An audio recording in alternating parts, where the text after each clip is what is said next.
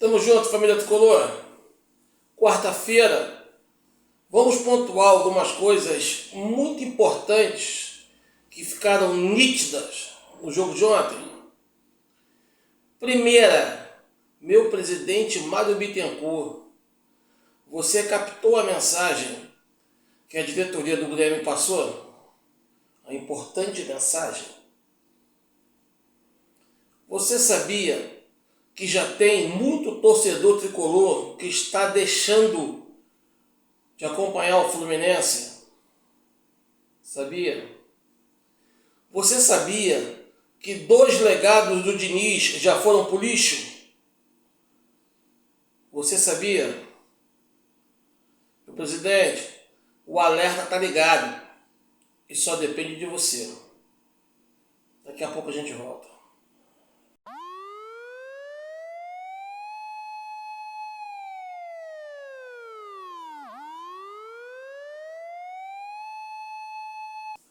Diga lá, família tricolor, Portela Leite por cá, uma quarta-feira abençoada para todos nós e mais uma vez, obrigado pelo carinho da audiência de vocês. Vocês são maravilhosos, muito obrigado mesmo por estar sonhando esse sonho junto comigo, ok? Família, vamos abrir os trabalhos? Vamos! E vamos fazer a coisa que para mim é uma das mais gostosas do planeta, que é falar de Fluminense. Então vamos junto. Família, vamos junto. Galera, eu quero abrir os trabalhos fazendo um comentário ontem sobre uma coisa que eu fiquei assim completamente frustrado. Sabia? Eu fiquei assim chateado. O jogo passou pela boa ESPN, né? Comentários do Gaciba, comentário de arbitragem, e teve uma coisa que me chamou muita atenção. Mas não chamou pouca não, chamou muita. No lance do zagueiro Eli com o Ganso, você vê que tem disputa de espaço, um abraço daqui, abraço dali. Isso é normal dentro de campo. De certa forma, isso é normal. O que não é normal é como o último ato, o zagueiro do Grêmio desferiu um soco na costela do Ganso. E de uma forma incrível. Incrível! Eu vi o Leonardo Gaciba também brigando com a imagem. Ele viu tudo aquilo, mas falou que foi um lance normal. Se tivesse que expulsar, expulsava os dois, e que era para deixar como estava, que seria o correto, não expulsar ninguém. Galera, com todo respeito ao Gaciba, fica muito difícil não ver o último ato do zagueiro do Grêmio quando ele dá um soco na costela do Ganso. Mas fica muito difícil mesmo. Aí, como o VAR é da Conmebol, o VAR não é brasileiro. Ó, surpresa! O VAR chama o árbitro para falar a favor do Fluminense. Eu não estou acostumado a ver isso no brasileiro. Pelo contrário, em relação ao Renato Augusto lá em Minas, o cara quase rasgou a canela do Renato Augusto no meio e o VAR estava comendo pizza. Mas ali não, ali foi a Conmebol. Chamado o juiz viu a cena completa, a mesma cena que o Gaciba viu, o juiz voltou lá e expulsou só o zagueiro do Grêmio. Por quê? Como esse humilde amigo que vos fala, ele teve a mesma interpretação que eu tive. Os dois foram até um pouco agressivos na disputa de bola, mas até então disputa de bola. Mas nada justifica na saída o cara virar e dar um soco no Ganso. Aí sabe qual foi o argumento que o nosso querido Gaciba usou para justificar a falta de atenção dele? Sabe qual foi? É que eu não sei se esse soco teve a intensidade para fazer o que o Ganso fez, cair no chão, ficar deitado, rolando. Gaciba, quando for assim, bota a tua costela lá para tomar o soco, cara. Que aí tu vai ter certeza da intensidade. Cara, tu não tá aí para julgar a intensidade, tu tá para julgar o gesto. Se o gesto é de agressão, não interessa se pegou forte, se pegou fraco. O que tem que valer é a intenção. Ou você vai esperar arrancar os 3 dentes, quebrar uma costela para poder falar que o cara tem que ser punido. Tu vai esperar quebrar 3 dentes, 4 costelas para o cara poder ser punido. Então, se o cara tentar bater e errar, não pega nada. Porque ele não bateu.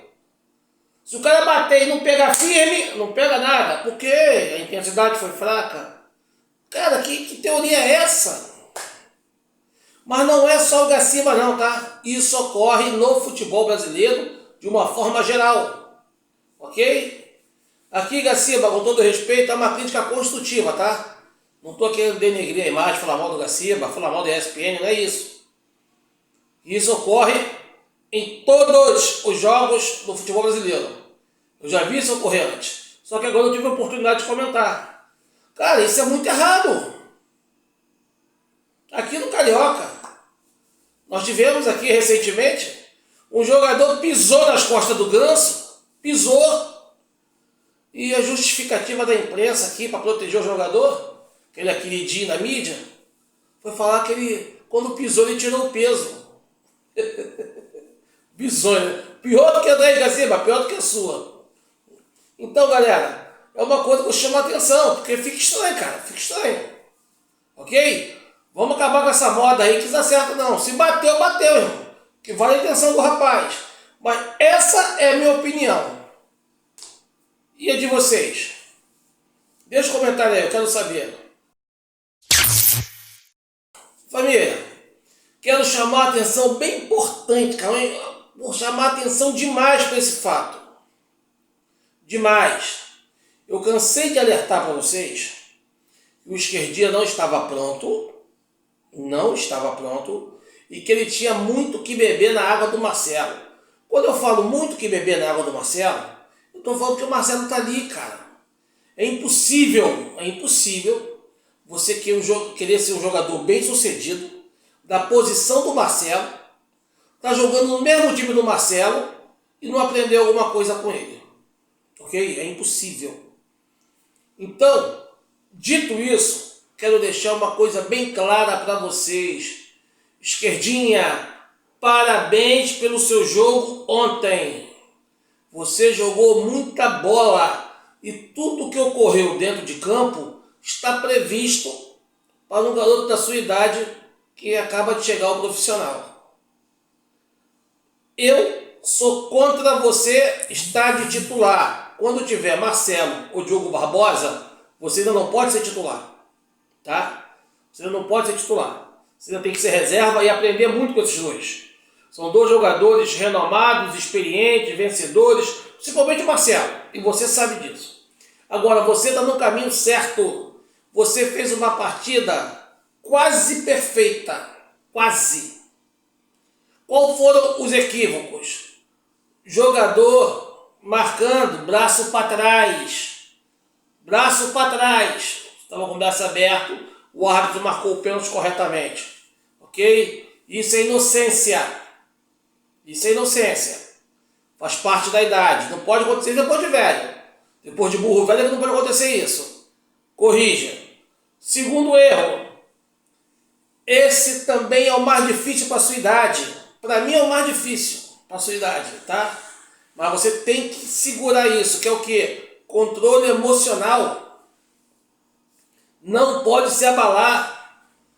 Lembra que teu professor Diniz dizia? Errou, dane-se, levanta a cabeça, vai pro jogo e acerta. É por aí, cara. É por aí. Porque o teu controle é o descontrole emocional. Pois o teu descontrole emocional, por causa do lance do pênalti, levou a dar a chance que proporcionou o segundo gol deles.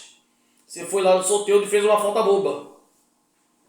Então, foram os 3 erros que você cometeu na partida inteira.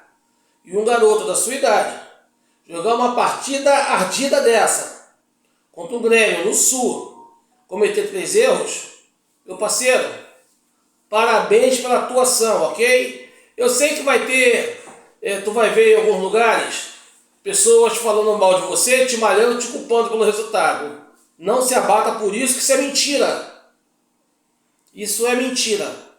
Você jogou muita bola, foi infeliz em 2 momentos, acontece, ok? Vamos recuperar essa confiança aí. Se bobear no jogo seguinte, eu te titular de novo e tu vai dar a volta por cima, ok? Parabéns pela atuação, garoto. Parabéns mesmo. Parabéns. Aí quando a gente fala da importância dos jogadores experientes da equipe, tem alguns mimizentos que reclamam. O moleque foi bem, mas ainda é experiente, não estava pronto. Mas teve uma grande atuação, gostei muito. Vamos lá, família. Vamos falar agora de um assunto que eu acho que está começando a incomodar muita gente. Está começando a incomodar muita gente. Até uns jogos atrás, eu via pessoas encantadas com a entrevista coletiva do Mano, que é maravilhosa, que é sensacional. Olha, o Mano, o cara tem uma boa entonação de voz, o cara tem um bom vocabulário e tal, mas isso não é sinônimo de verdade, ok? Isso não é sinônimo de sinceridade. Tem algumas coisas ali que ele omite. Se você jogou bola, se você tem experiência dentro de campo, se você já trabalhou com futebol alguma vez na vida, tu vai entender. E eu tô vendo algumas pessoas que formam opiniões. Oh, encantado, meu Deus, que coisa linda, Mano, falando. Que diferença do antecessor dele. Oh, que Galera, não se deixe levar, isso não é sinônimo de eficiência. Ok? O cara me abrir uma coletiva de imprensa como se tivesse dando a importância que o jogo foi bem jogado, que foi uma bela partida para quem assistiu, como se isso fosse mais importante do que o resultado, eu discordo. Eu queria uma partida feia, mas saí com 6 pontos. Tá? Eu saía com uma partida feia e saí com 6 pontos. Outra coisa que eu humildemente não concordo com o nosso treinador. Quando ele fala que é uma coisa subjetiva, a saída do Martinelli para a entrada do Keno. Galera, quando o Martinelli saiu, o Fluminense perdeu a estrutura. Para você, mimizento, que fica pegando no pé do Martinelli, vocês querem usar o Martinelli hoje como usaram o Lima antes. Tá? O Martinelli, quando saiu, o Fluminense perdeu a estrutura. Perdeu a estrutura. E quando ele perdeu a estrutura, eu achei que o meu treinador foi muito infeliz. O Terãs está no banco? O Terãs tem condição de jogar? Tem. Então traz o Terãs. Bota o Terãs ali do lado esquerdo do campo. Você recua um pouquinho, bota do lado do Ganso. Por quê? Porque ele não pode abrir o time como ele abriu daquele jeito. Não vem ele dizer que, não, é que aí eu botei faltou só ele usar aqueles adjetivos dele, né? Que é o ponta meia, meia ponta, ponta centroavante, ponta lateral, ponta zagueiro. Só faltou usar isso. Não tem como, se nós estivéssemos perdendo o jogo naquele momento, ele não faria isso, porque ele é medroso. Eu vou falar mais disso lá na frente. Ele não faria isso. Ele fez aquilo porque ele achou que o Keno ia jogar como um volante pela esquerda. Não é a natureza do Keno. O Keno não joga nessa posição. Aí eu vejo uma porrada de gente, não dá mais para o Keno jogar no time. Não dá mais porque o Keno tá mal, o Keno tá horrível, o Keno não acertou nada. Claro que não, porra.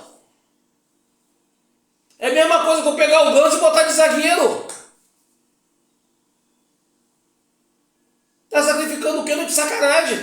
Que o Keno venha pela lateral do campo para ajudar a marcação do lateral, legal, ele é veloz, pode fazer desenvoltura. Agora o Keno tem que vir no meio para criar. O Keno até aparecer ali de vez em quando para receber uma bola e fazer uma jogada, legal. Agora o Keno tá ali fixo. A do Keno não é essa, porra. Será que dá para entender? A do Keno não é essa.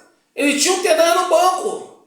Pelo tempo que o Terence ficou fora, porra, bicho, só falta ritmo de jogo.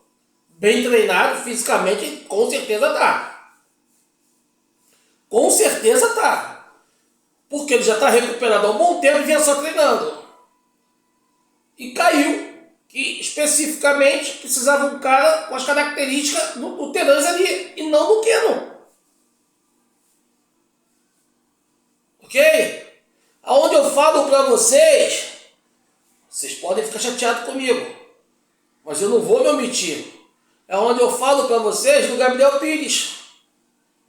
Se o Gabriel Pires está no banco, quem tinha que entrar no Gabriel Pires, porra.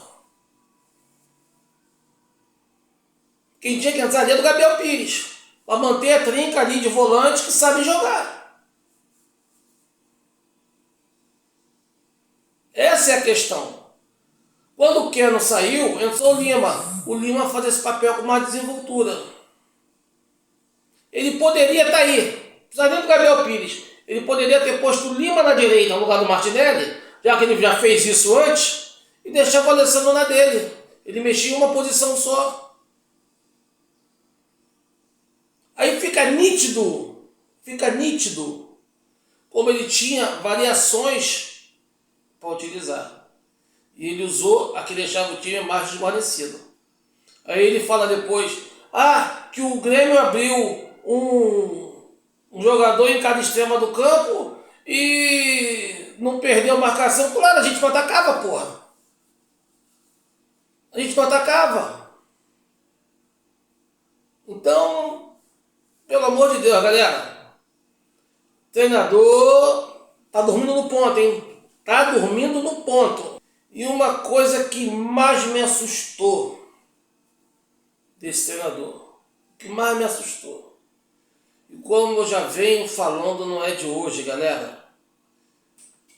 Porra, eu vou repetir isso, não acredito que vou ter que repetir isso de novo.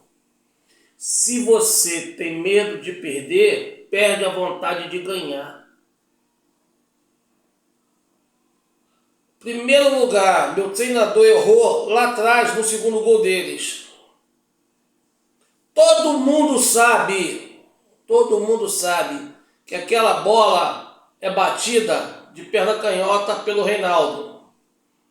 Eu não sei se minha zaga quis fazer linha de impedimento numa bola daquela. Eu não sei o que houve. Culpar o Fábio é muito fácil. É muito fácil. Só que o posicionamento da zaga por inteira foi horrível.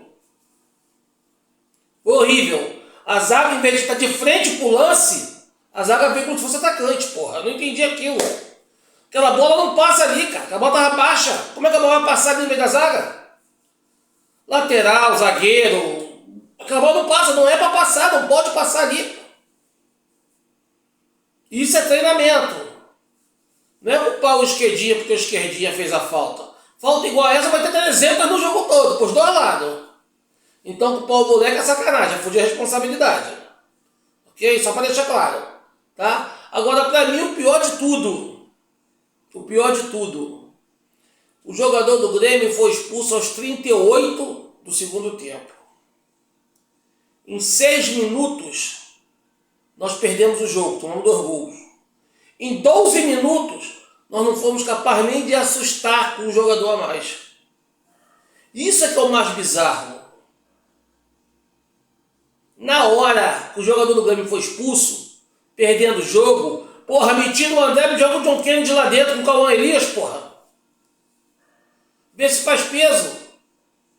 Cauã Elias é verde. É um excelente jogador, mas é verde. Tem que beber na água do cano ainda muita coisa.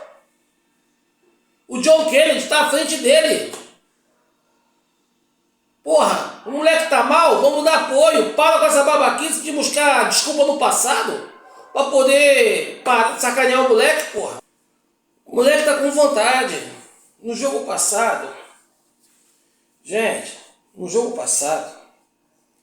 eu fiz um comentário aqui. Eu não lembro se foi contra o Vasco, não, foi contra o Juventude, eu não lembro certo agora. Eu acho contra o Juventude. Que ele veio falar que ele foi ofensivo quando tirou o Martinelli e botou o Lima. Depois falou que foi ofensivo quando tirou o Serna e botou o Keno. E eu vou repetir o que eu disse para você naquela oportunidade. Aonde eu aprendi a jogar bola, o nome disso é trocar 6 por meia dúzia. Porque a capacidade ofensiva de um para o outro, nos dois casos, é mínima. Inclusive, lembrei que um dos lances de maior perigo do jogo foi uma bola que o Martinelli roubou lá na frente. Se o Martinelli roubou lá na frente, porque já está ofensivo. Trocar 6 por meia dúzia não vai adiantar grandes coisas. E brincando, cara, estava brincando. Eu estava brincando. Eu falei que daqui a pouco tá arriscado em tirar Cauã Elias e botar o John Kennedy e falar que foi ultra, mega, super ofensivo. Porra, ele não fez isso ontem, cara. E ele não fez isso ontem. Aos 38 o cara foi expulso. Ele já tinha que ter tirado o André na hora e botar o John Kennedy. A gente tá perdendo o jogo. Joga 2 centroavantes na área, porra. Um só não tem peso, joga os 2, porra. Joga os 2. Ele fica com essa de querer abrir um do lado, o Ara não pode nem vir no meio. O Ara tem que ficar colado lá, plantado lá, engessado para a direita. O outro vai lá para a esquerda, bola para a esquerda, cruzado. Nossos jogadores não ganham uma bola na área. Por quê? Porque não tem altura suficiente, não tem característica para brigar em cima. É por isso que eu peço o jogador de área um porrilhão de tempo. Se tem um jogador de área grandalhão, era para entrar naquele momento. Tirava o André e botava ele. Como não tem, mete o John Kennedy. Aí o que ele faz? Ele me tira o Cauã Elias e me bota o John Kennedy. Ou seja, ele com um a mais, faltando 12 minutos, nem 12 minutos, porque já mexeu os 45 segundo tempo. Já faltava 6 minutos só. Acabou com 51, se eu não me engano. Ele demorou 6 minutos para mexer, 3 minutos para mexer. E ainda mexeu errado. 6 minutos para mexer e quando mexe ainda me troca 6 por meia dúzia. Cara, não tem como ele alegar que ele estava com medo. Ah, de repente eu vou querer atacar e toma outro gol. Olha, como ele falou no jogo do Juventude. Eu deixei bem claro, quando a gente sair atrás, vai ser difícil recuperar porque ele tem medo de jogar. Medo de jogar.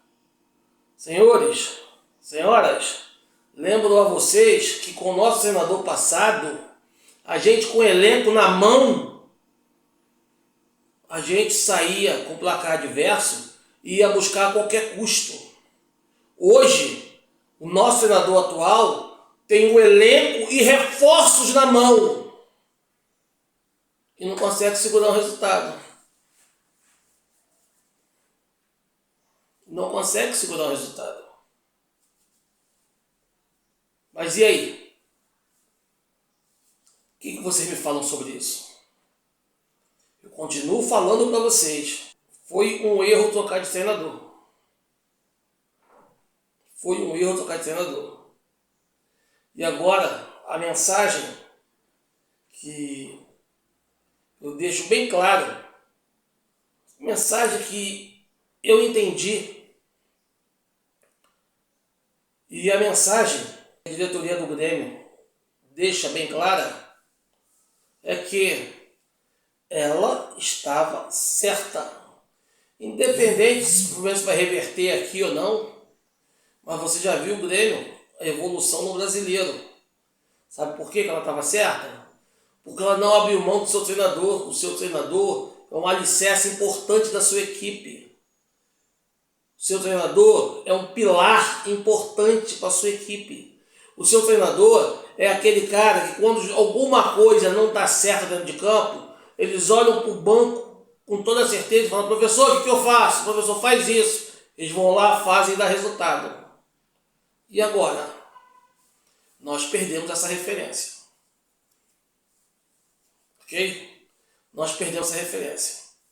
Rapaziada, Triple C, curta, comente, compartilhe e se inscreva no canal. E meu último recado é: Mário Bittencourt, o legado da Copa do Brasil foi pro ralo. o legado da invencibilidade foi pro ralo. Será que vamos ser desclassificados também da Libertadores? Que aí já joga logo os 3 legados do Diniz no lixo, que é para poder falar que tu estava certo? E lamento informar, cada momento que passa só confirma que você estava mais errado. Mas eu quero saber a opinião de vocês, ok? Eu não gosto de ver meu time covarde, eu não gosto.